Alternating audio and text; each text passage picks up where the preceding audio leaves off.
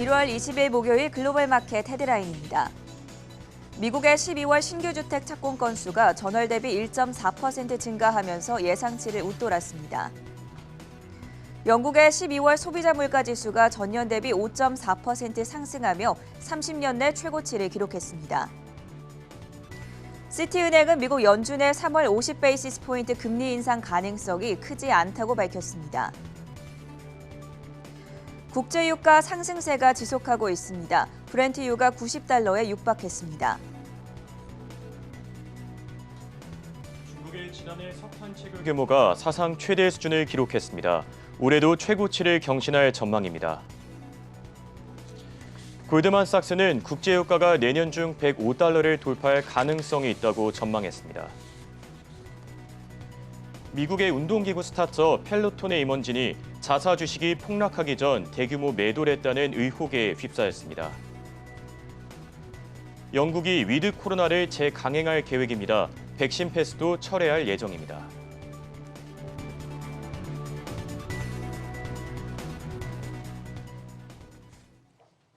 네, 여러분 안녕하십니까? 목요일 굿모닝 한경 글로벌 마켓의 전세원입니다. 안녕하십니까? 홍성진입니다. 장 마감까지 30분 정도를 남겨두고 있는 현재 시간 수요일 미국 증시가 일제히 하락하고 있습니다. 어제만큼 낙폭이 확대되고 있지는 않지만 약보합권에서 이틀 연속 약세를 이어가고 있는 건데요. 네, 미국 주요 은행주들이 오늘 호실적을 발표했음에도 불구하고 이 금리 인상에 대한 압박이 여전히 시장을 충격을 주고 있는 상황입니다. 그럼 시장에 영향을 줬던 주요 이슈들 바로 확인해 보겠습니다. 굿모닝 한경 글로벌 마켓 지금 시작합니다.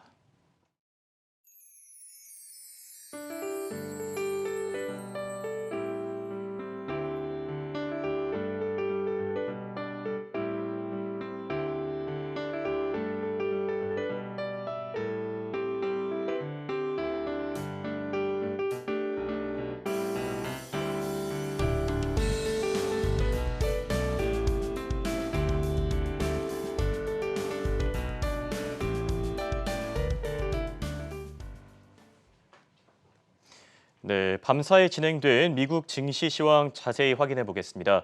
강수민 그리고 이혜은 캐스터 연결돼 있습니다. 안녕하십니까? 네, 먼저 강수민 캐스터, 미국 증시 상황 지금 어떻습니까? 네, 마감까지 30분을 남겨두고 있는 미증시 시황 전해드리겠습니다. 기업들의 실적 호조를 주시한 가운데 전날 급락했던 3대 지수가 반등하는 듯 싶더니 하락 전환하면서 현재 일제히 하락하고 있습니다. 다우지수가 0.5% 떨어지고 있고요. 기술주 중심의 나스닥 지수가 0.2% 내림세 보이고 있고 대형주 중심의 S&P 500 지수도 0.4% 하락하고 있습니다. 다우지수부터 살펴보겠습니다. 현재 100포인트 넘게 떨어지고 있고요. 캐터필러와 보잉, 아메리칸 익스프레스가 2%대 떨어지면서 다우지수 하락을 견인하고 있습니다. 30개 종목 가운데 현재 16개 종목이 하락하고 있고요. 나스닥 지수도 살펴보겠습니다. 어제는 대부분의 대형 기술주들이 하락했는데 오늘은 대형 기술주들이 낙폭을 그래도 많이 줄여나가고 있는 모습입니다. 애플이 1%대, 아마존이 1% 가까이 하락하고 있지만 마이크로소프트와 메타는 1% 넘게 오르고 있고요. 또 알파벳도 0.5%, 넷플릭스도 1%대 오름세를 나타내고 있습니다. 반도체주들은 어제에 이어 오늘도 하락하고 있습니다. 낙폭을 줄이긴 했지만 엔비디아와 퀄컴이 2%대 하락하고 있고요. 인텔과 AMD도 1%대 떨어지고 있습니다. 오늘 투자자들은 크게 두 가지 시장 포인트를 주목했습니다. 첫 번째로 모건 스탠리와 뱅크 오브 아메리카 등 금융기업들의 실적 호조를 주시했고요. 두 번째로는 국채금리 움직임을 계속해서 주시하고 있습니다. 어제 급등했던 국채금리가 오늘은 주춤하는 모습이고요. 현재 101.83% 부근에서 움직이고 있습니다. 여전히 높은 수준이긴 하지만 어제장과 같이 가파른 급등세는 보이지 않고 있습니다. 이어서 섹터별로 살펴보겠습니다. 오늘 장에서는 11개 섹터 중 6개 섹터가 상승, 나머지 5개 섹터가 하락하고 있습니다. 필수 소비재가 가장 크게 오르고 있는데 프록터앤드갬블이 4%대로 가장 상승폭이 크고요. 또 타깃과 월마트, 코스코 모두 1% 넘게 오르고 있습니다. 뒤를 이어 유틸리티주가 상승을 주도하고 있고요. 반면에 임의 소비재주가 오늘 가장 부진한 흐름을 나타내고 있습니다. 자동차 기업들이 크게 빠지고 있는 것이 원인으로 보이는데 포드가 7% 가까이 빠지고 있고요. 제너럴 모터스가 3%대 그리고 테슬라도 2% 넘게 떨어지고 있습니다. 어제와 마찬가지로 금융주들이 뒤를 이어서 하락을 주도하고 있는데요. 그럼 바로 이어서 오늘은 실적을 발표한 금융주부터 살펴보겠습니다. 먼저 모건 스탠리입니다. 모건 스탠리가 지난해 4분기 실적을 공개했는데 매출은 시장 예상을 조금 밑돌았지만 순이익은 시장 예상을 웃돌았고요. 전년 동기 대비 9% 증가했습니다. 어제 골드만삭스는 비용 증가 때문에 순이익이 예상보다 작게 나온 데에 반해서 모건 스탠리는 비용 관리를 잘했다는 평가를 받고 있고요. 오늘장 3% 가까이 오름세 나타내고 있습니다. 뱅크 오브 아메리카도 마찬가지로 매출은 시장 예상에 약간 못 미쳤지만 순이익은 시장 예상을 상회하면서 전년 동기 대비 28% 늘어났습니다. 오늘장 뱅크 오브 아메리카는 1.6% 현재 상승하고 있습니다. ETF 시황에서 자주 등장한 이름이죠. 스트레이트 스트리트도 실적을 발표했습니다. 4분기 주당 순이익은 시장 전망치를 6% 가까이 상회하면서 어닝 서프라이즈를 기록했고요. 전년 동기 대비 18% 증가했습니다. 다만 서비스 비용 부분의 매출이 시장 예상을 하회하면서 오늘장 주가가 현재 6%대 빠지고 있는 모습입니다. US 뱅코프도 4분기 실적을 공개했는데 시장 예상을 하회했습니다. 이자 수익도 시장 예상을 밑돌았고요. 해당 소식에 오늘장 7% 가까이 급락하고 있습니다. 금융주 이외에도 실적을 공개한 기업들이 있습니다. 미국 생활용품 제조업체 프록트앤드갬블 살펴볼 텐데요. 주당 순이익은 시장 예상에 부합했고 매출은 시장 예상을 웃돌았습니다. 또 프록트앤드갬블 CEO는 올해도 소비자 수요가 견조할 것이라며 판매 성장률 전망을 높였습니다. 해당 소식에 오늘장 3%대 오름세 나타내고 있습니다. 유나이티드 헬스도 실적을 공개했습니다. 매출과 주당 순이익 모두 시장 예상을 웃돌았고요. 유나이티드 헬스의 디지털 헬스케어 계열사인 옵텀이 특히 강점으로 작용했습니다. 해당 소식이 오늘장 1% 가까운 오름세 나타내고 있습니다. 이어서 핀테크 기업 소파이 소식 살펴보겠습니다. 소파이가 미국 통화감독청과 또 연방준비은행 두 곳으로부터 은행 설립을 승인받았습니다. 작년에 발표했던 골든파시픽 은행 인수도 이뤄질 예정이고요. 해당 소식에 오늘장 15% 넘게 오르고 있습니다.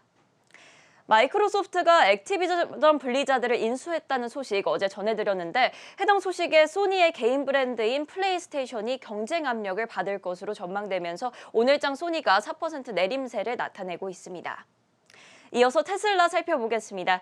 파이퍼 샌들러가 올해 테슬라의 펀더멘털이 한 단계 더 발전할 것으로 내다봤습니다.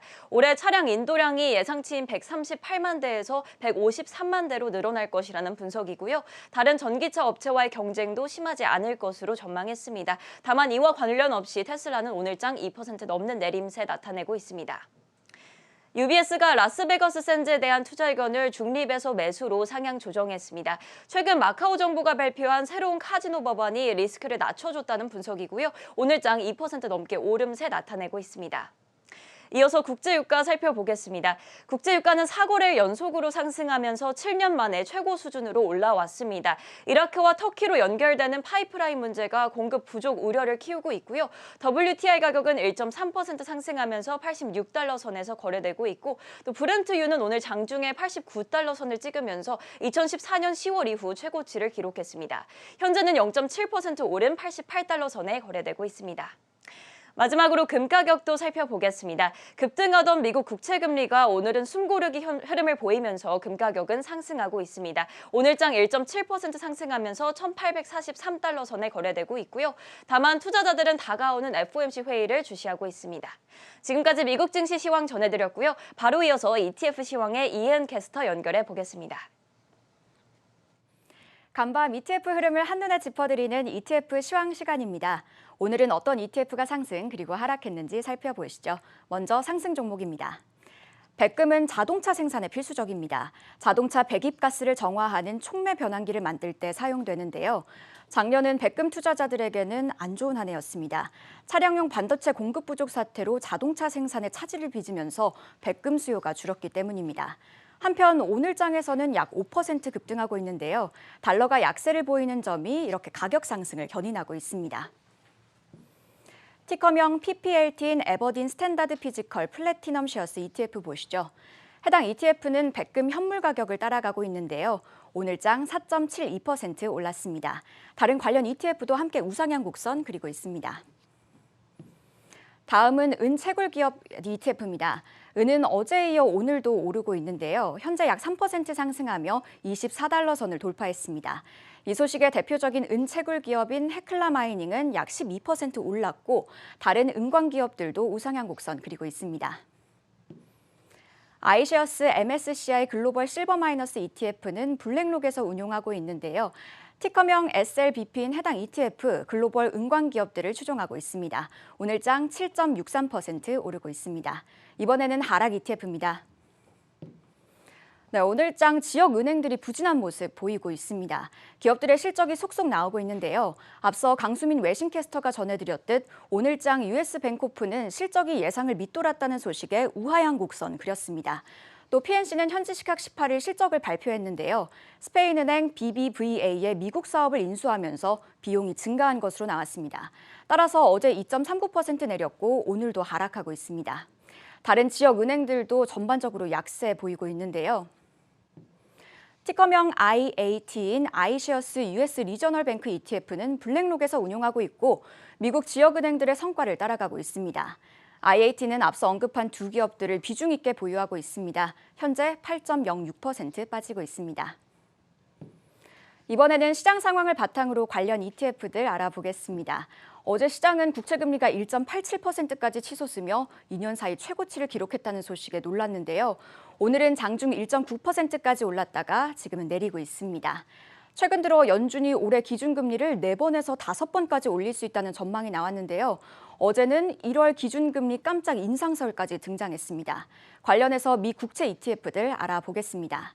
금리가 올라갈 때는 인버스 ETF인 쇼트 ETF를 보셔야 하는데요. 국채 가격과 국채 수익률은 반비례합니다. 이는 채권 가격이 내려가면 수익을 내는 인버스 ETF들의 상승을 의미하는데요. 이외에도 금리 변동에 따른 가격 민감도는 만기가 길수록 높다는 점도 함께 참고하시면 좋을 것 같습니다. 그럼 구체적으로 들여다보시죠. 먼저 프로셰어스 쇼트 20 플러스 2어 트레저리입니다. 티커명 TBF인 해당 ETF는 프로셰어스에서 운용하고 있는데요. 만기가 20년 이상인 국채 가격을 반대로 따라가고 있습니다. 이번에는 티커명 TBX인 프로셰어스 쇼트 7 to 10이어 트레저리입니다. 프로셰어스에서 운용하고 있고 만기가 7년에서 10년 사이인 미국 재무부 채권 가격을 역으로 따라가고 있습니다. 지금까지 ETF 시황이었습니다. 네, 24시간 잠들지 않는 해외 투자 뉴스를 전해드리는 굿모닝 안경 글로벌 마켓 시간입니다. 현재 20분 정도 마감을 앞두고 있는데 현재 3대 지수 일제히 낙폭을 확대하고 있는 상황입니다. 다우지수와 나스닥 그리고 S&P 500 지수 모두 0.6% 정도 떨어지고 있는데요. 밤사이 나왔던 주요 이슈들 확인해 보겠습니다. 최보아 외신캐스터 연결되어 있습니다. 안녕하십니까? 네, 최보아 캐스터 오늘도 또 다양하고 유익한 소식들 많이 준비해 주셨죠? 네, 세계 각국의 뉴스를 가장 빠르게 전해드리는 글로벌 이슈입니다. 첫 번째 이슈 전해드립니다. 이 그사세, 그들이 사는 세상이다라는 뜻인데요. 정말 우리는 모르고 그들만이 아는 세상인 것 같습니다. 현지 시간 19일 미국 증권거래위원회 SEC의 보고서에 따르면 펠로톤의 경영진과 내부 관계자들이 주가가 크게 하락하기 전에 약 5억 달러, 한화로는 약 6천억 원에 해당하는 규모의 주식을 매도한 것으로 드러났습니다. 이 펠로톤의 주가는 지난해 최고치보다 80% 이상 하락했는데요. 심지어 지난 화요일에는 29.11달러까지 떨어지면서 52주 최저가를 기록하기도 했습니다. 하지만 펠로톤 CEO와 임원들은 주당 100달러 이상, 심지어 일부는 110달러 이상의 가격으로 수백만 주를 팔아치운 것으로 드러났습니다. 운동기구를 제조하는 업체인 펠로톤의 주가는 코로나19 바이러스가 창궐한 첫 해에 실외 운동시설에 가지 않아도 가정에서 운동을 하고 싶어하는 사람들이 늘어나면서 매출이 급격하게 상승했습니다. 하지만 백신 접종률이 높아짐에 따라 수요가 약화됐고 이는 주가의 하락으로 이어졌습니다. 두 번째 이슈입니다. 코로나19가 발생한 이후 뭐든지 비대면이 좀 익숙해지고 있는 것 같은데요. 이 비대면의 대표 주자라고 할 수 있는 게임 산업도 덩달아서 몸집을 부풀리고 있는 것 같습니다. 어제 마이크로소프트가 미국의 대형 게임 업체인 액티비전 블리자드를 687억 달러, 한화로는 약 81조 9천억 원에 인수한다는 소식이 전해져서 화제가 되기도 했었는데요. 이번 인수합병건이 성공적으로 마무리된다면 마이크로소프트는 중국의 텐센트와 일본의 소니를 잇는 세계 3위의 게임 회사로 자리매김하게 될 것으로 보여지고요. 또 더 나아가서 기존 선두 업체들의 아성을 위협할 수 있을지도 귀추가 주목되고 있습니다. 하지만 이 소식이 전해진 후 라이벌인 일본의 소니는 즉시 13% 가까이 폭락했습니다.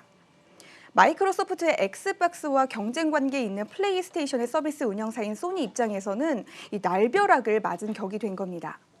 블리자드가 소니의 플레이스테이션에 게임을 공급하지 않으면 소니도 직격탄을 받게 되는 등 입지가 위험해지는 건데요. 하지만 블리자드가 사내 성폭력 그리고 차별과 관련된 스캔들로 소송에 휘말려 있다는 점에서 비판적인 시각도 존재하고요. 또 현지 언론들도 미국 규제 당국의 독점 금지 조사에 직면해 거래가 무산될 수도 있다고 분석을 하고 있으니까요. 신중하게 추이를 지켜보시는 게 좋겠습니다.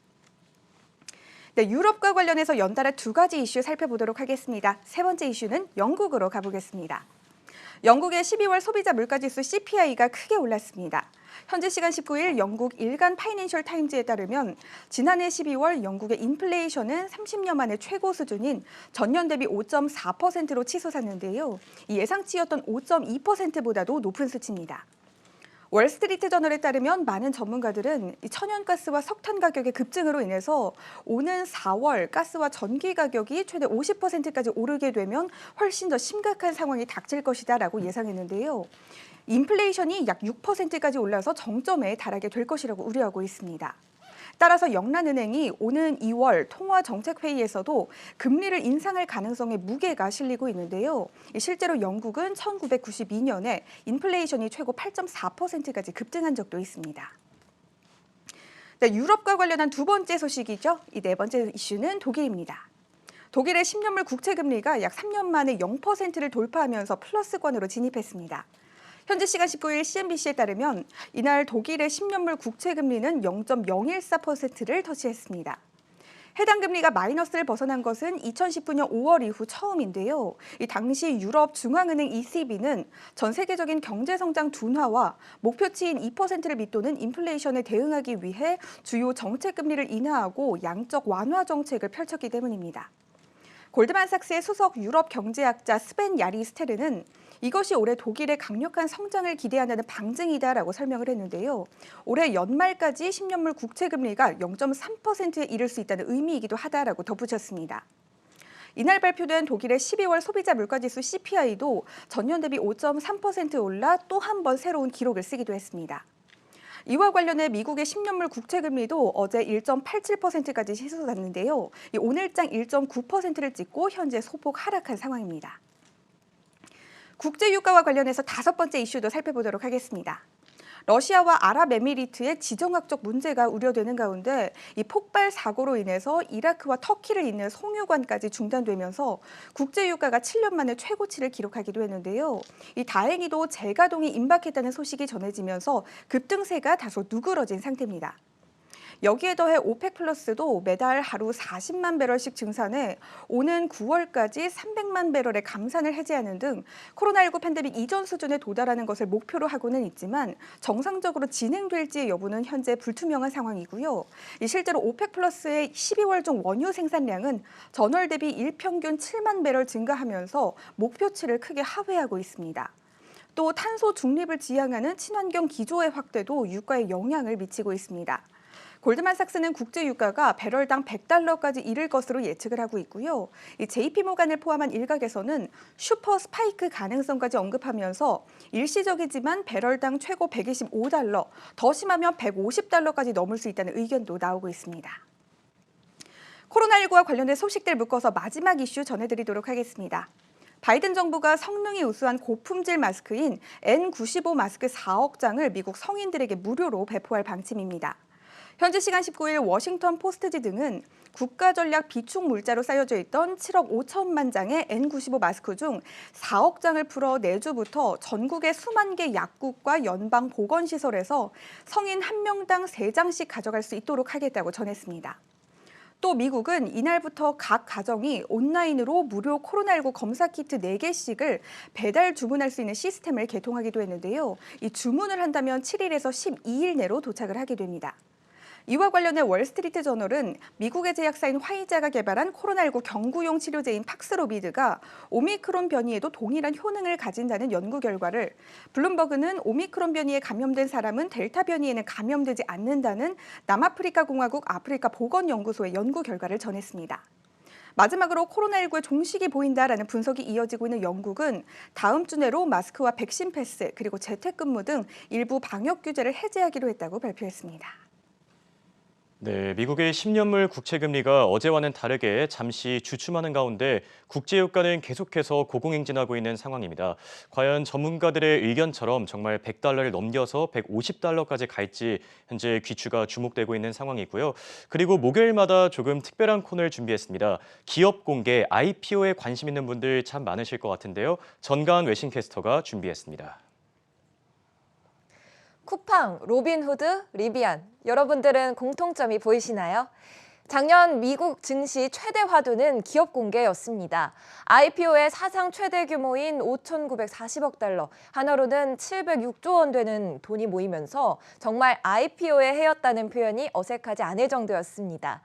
통계에 따르면 기술주와 헬스케어주가 IPO 물량을 견인했는데요. 기술주 IPO가 426건, 또 헬스케어 관련이 332건으로 전 세계 IPO 수익의 42%를 차지하고 있습니다. 대표적으로는 리비안 생각하시면 좋을 텐데요. 2014년 알리바바 그룹 이후 최대 규모의 IPO가 됐습니다. 이외에 지난 3월 우리나라의 쿠팡도 미증시에 깜짝 데뷔를 했습니다. 35달러 공모가로 데뷔한 이후 초반 주가가 50달러까지도 찍으며 기대감을 모았습니다. 저금리 상황과 백신 접종에 따른 경제 리오프닝 기대감에 투자자들이 증시에 용감하게 뛰어들면서 초반 흐름은 좋았습니다만 안타깝게도 IPO 기업들의 주가 뒷심은 그렇게 좋지만은 않았습니다. 신규 상장된 미국 IPO 기업들의 평균 실적을 추적하는 르네상스 IPO 지수는 S&P 500 지수가 25% 상승한 데 반해 연중 약 8%가량 하락하는 모습을 보여줬습니다.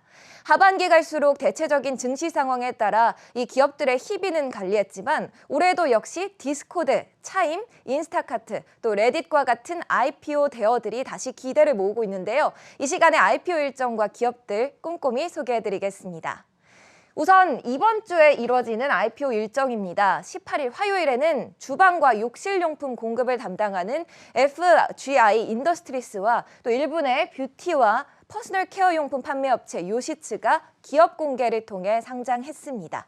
또 현지 시간 19일 수요일에는요. 일리노이주 기반의 금융사 NSTS 뱅코프가 상장을 했습니다. 20일 목요일에는 리츠 회사 포스프링스 캐피털과 소프트웨어 회사 로디엄 엔터프라이즈가 IPO를 앞두고 있습니다. 이 두 회사는 각각 1조 달러 또 2조 5,200만 달러 정도 규모로 공모 금액이 크다는 점 알 수 있습니다. 마지막으로 21일 금요일에는 헬스케어 부문의 사마라 비전, 또 제약사 주피터 뉴로사이언스가 2천만 달러대 규모의 IPO를 진행할 예정입니다. 금요일에 상장하는 이 맨 아래쪽에 있는 회사 오늘 조금 더 자세히 살펴볼 텐데요. 사진에 에너지 발전 시설 보이시나요? 버던트 어스 테크놀로지스는 이 호주 시드니에 위치한 회사로 친환경 에너지 발전에 힘쓰는 에너지 회사입니다. 어떤 일을 하고 있는지 살펴보면 먼저 전통 화석연료 발전소를 대체 에너지를 사용하는 발전소로 전환하는 프로젝트를 진행 중입니다. 이 전환이 완료되면 연간 84만 톤의 바이오매스 연료를 소모하여 100만 메가와트의 친환경 전력을 생산할 수 있게 된다고 하는데요. 이를 통해 총 95만 톤의 이산화탄소 배출 절감 효과를 얻을 수 있다고 합니다. 지금 호주 정부뿐 아니라 전 세계적으로 탄소 배출 절감 움직임이 도드라지는 시기인 만큼 아주 유용한 비즈니스 모델이 될 것 같습니다. 이어서 이렇게 발전소 전환 프로젝트가 완료되면 이제는 수소 프로젝트 시작할 텐데요. 수소 생산 시설을 건설하게 됩니다. 아까 만든 친환경 발전소에서 생산하는 전력으로 수소를 생산할 예정인 건데요. 최종적으로 생산 전력을 100% 사용하여 매일 60톤의 압축 수소를 생산하려고 하고 있습니다. 수소 경제를 향한 세계적인 투자와 연구가 증가하는 상황 속에서 이러한 친환경 수소 산업 부문은 굉장히 유망합니다. 일본은 190억 달러 규모의 그린 이노베이션 펀드를 조성하여 국가적으로 투자를 이미 지원하고 있는데 19일자 블룸버그 기사 헤드라인을 보시면 넷 제로 완성을 위해서는 이보다 더 많은 돈이 필요하다고 이야기를 하고 있습니다. 한국에서도 앞으로 친환경 운송수단에 170억 달러 규모의 투자를 계획하고 있습니다. 2050년 필요한 전 세계 에너지 22% 정도가 친환경 발전 수소로 공급될 전망인 만큼 버던트 어스 테크놀로지스 사업 모델 또한 굉장히 유망해 보입니다. 하지만 여기저기 좋은 일을 하려는 에너지 회사들이 참 많아 보입니다. 현명한 투자를 위해서는 이 회사만의 강점은 무엇이 있을지도 살펴봐야겠는데요. 방금 설명을 드렸지만 이 회사는 재생에너지 발전소를 완전히 새롭게 건설하는 게 아니라 기존 석탄 발전소를 전환하는 방식으로 접근을 하고 있습니다. 따라서 인프라를 구축하는 데 비용을 크게 절감할 수 있다고 합니다. 재생에너지 발전소 전환 프로젝트는 10개월 안에 완료될 예정이며 전력 생산을 시작한 이후 5년 안에는 프로젝트 자금을 회수할 수 있다고 분석이 됩니다. 지리적인 이점도 있는데요. 아까 호주에 기반을 둔 회사라고 말씀을 드렸습니다. 이 호주는 수소 경제 산업화에 필요한 시장 인프라와 제도가 발전된 잠재적인 키 플레이어로 꼽힙니다. 또 호주 중에서도 수소 생산 시설이 시드니와 호주 3대 수출항 포트 오브 뉴캐슬 또 주요 고속도로로 연결되어 있고 호주 동부 주요 철도 네트워크와도 근접되어 있다는 점이 회사의 다른 강점으로 볼 수 있습니다. 이 호주가 중국이나 일본, 한국처럼 수소 증가, 수요가 증가가 예상되는 다른 국가들과도 가까이 있다는 점도 긍정적으로 작용할 수 있을 것으로 보입니다. 네, 지금까지 이번 주 IPO 일정과 주요 기업 함께 살펴봤습니다.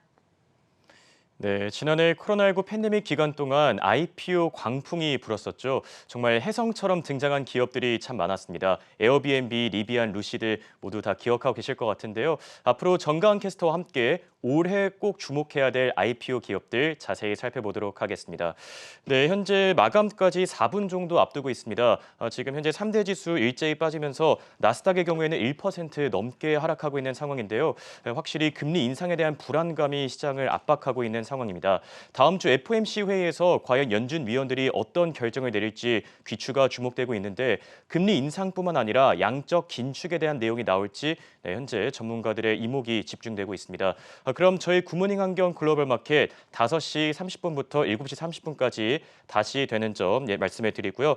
네, 현재 섹터별로 보시면은 생필품 같은 경우에는 현재 오르고 있고 유틸리티 역시 오르고 있습니다. 다만 11개 섹터 가운데 9개 섹터가 모두 일제히 하락하고 있는 점 참고하시면 좋겠습니다. 네, 저희 굿모닝 환경 글로벌 마켓 7시 30분까지 계속됩니다.